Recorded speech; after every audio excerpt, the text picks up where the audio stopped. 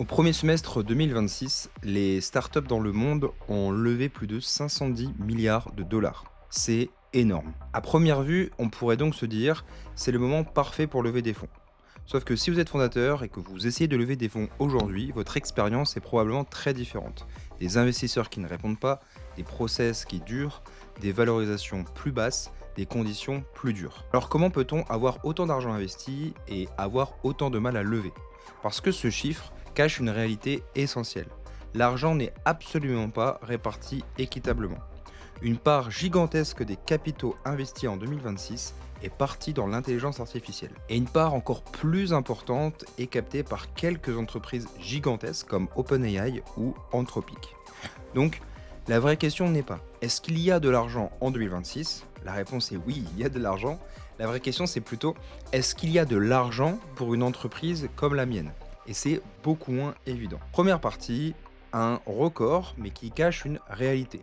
Le venture fonctionne selon une logique très particulière. Les investisseurs ne recherchent pas 10 entreprises moyennes, ils cherchent l'entreprise exceptionnelle capable de rapporter tellement qu'elle rembourse tout le reste du portefeuille. C'est ce qu'on appelle la loi de puissance ou Power Law. Et aujourd'hui, beaucoup d'investisseurs pensent que les futurs gagnants gigantesques seront dans l'intelligence artificielle. Résultat, les capitaux se concentrent vers ces entreprises. Donc beaucoup d'argent vont vers très peu d'entreprises. Et c'est visible aussi en France, pas que aux États-Unis. Les montants levés peuvent sembler relativement solides, alors que le nombre de tours, lui, baisse. C'est-à-dire beaucoup d'argent, mais dans peu d'entreprises, peu de tours. Donc, moins de startups financées, mais des tickets plus importants pour celles qui arrivent à lever. C'est probablement la meilleure manière de décrire le marché actuel. Ce n'est pas un marché sans argent, c'est un marché beaucoup plus sélectif. Deuxième partie, ce que ça change pour vous. Et c'est là que beaucoup de fondateurs font une erreur. Ils se disent année record pour le capital à risque et ils comprennent les investisseurs ont beaucoup d'argent donc je vais lever maintenant. Mais les deux phrases n'ont rien à voir. Votre entreprise n'est pas en concurrence avec une statistique mondiale. Elle est en concurrence avec les autres dossiers que l'investisseur peut financer.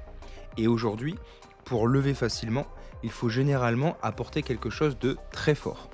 Une croissance impressionnante, une technologie difficile à reproduire, une traction déjà démontrée, ou une entreprise positionnée sur une tendance que les investisseurs veulent absolument financer.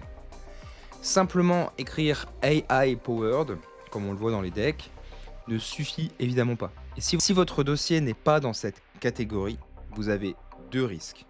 Le premier risque, ce serait de passer 6 mois sur une levée de fonds et sans lever. Donc c'est 6 mois pendant lesquels vous ne vendez pas, vous ne recrutez pas, vous ne construisez pas votre produit, bref, vous stagnez. Deuxième risque, vous réussissez à lever, mais dans de mauvaises conditions, à une valorisation trop faible, avec des grosses préférences de liquidation ou avec des clauses d'antidilution ou une gouvernance plus contraignante. Lever de l'argent n'est donc pas forcément une victoire, tout dépend de l'argent que vous obtenez et du prix que vous payez pour l'obtenir. Donc, partie 3, du coup, faut-il lever en 2026? Pour moi, pour savoir s'il faut lever en 2026, il faut se poser 3 questions. La première question, c'est est-ce que le marché veut financer mon entreprise? Et sur ça, je pense que ce qui est important, c'est d'être brutalement lucide. Est-ce que vous avez une traction qui est vraiment intéressante? Est-ce que vous avez une technologie difficile à reproduire, une croissance très forte, un avantage évident? Si oui, le marché peut être excellent pour vous. Et vous avez intérêt à aller tester les investisseurs. Si votre argument principal est notre marché est énorme et on utilise de l'IA dans nos process, vous êtes probablement beaucoup moins différencié que vous ne le pensez. Petit disclaimer ici, évidemment, tous ces messages s'adressent plutôt à des SaaS qui ne se différencient plus énormément aujourd'hui. Par exemple, des biotech ne sont évidemment pas concernés par les arguments de ces vidéos. Des biotech qui ont de vrais avantages concurrentiels parce que ce sont les seuls à essayer de guérir une maladie de la manière qu'ils le font, par exemple. Question 2. Avez-vous réellement besoin d'equity? Donc c'est la deuxième question que je me poserais, c'est-à-dire qu'aujourd'hui l'equity est un peu plus cher, donc est-ce que vraiment je veux lever de l'equity? C'est une question que beaucoup de fondateurs oublient parce que une levée de fonds, l'argent qui rentre, c'est pas du chiffre d'affaires. Vous échangez une partie de votre entreprise contre de l'argent. Donc avant de le faire, il faut se demander si vous ne pourriez pas financer votre entreprise d'une manière différente. Par exemple, par vos clients, par des aides, par des subventions, par le crédit impôt recherche, par certaines solutions de dette lorsque votre entreprise est suffisamment solide et surtout par votre rentabilité au bout d'un moment. On présente souvent le bootstrap comme le plan B de ceux qui n'arrivent pas à lever. C'est parfois exactement l'inverse. Une entreprise capable de survivre sans investisseurs peut choisir plus tard de lever, combien lever et surtout à de meilleures conditions parfois.